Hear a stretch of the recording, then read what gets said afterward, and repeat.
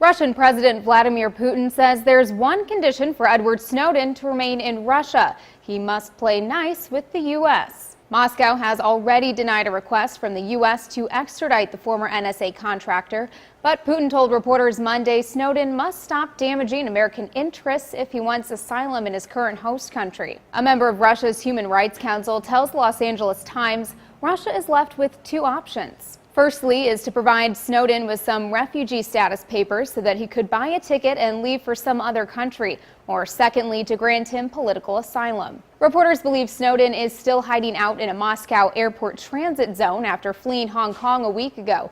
American officials have since revoked his passport, leaving Snowden in the airport indefinitely. Snowden was rumored to be headed for Ecuador, but Ecuadorian President Rafael Correa said he can't gain asylum in the country until he steps foot in Ecuador or one of its embassies. An international studies professor at the University of Miami told the Wall Street Journal Snowden's odds are pretty good. Snowden's chance of gaining asylum in Ecuador is as good as it can get, given the history of resentment, tension, and lack of respect between Ecuador and the U.S.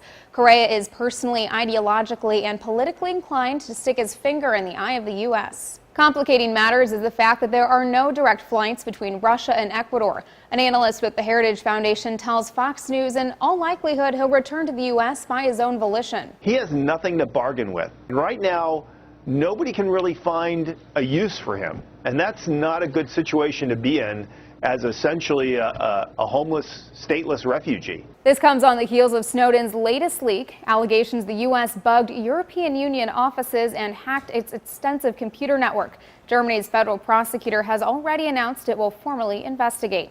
For Newsy, I'm Elizabeth Hagedorn.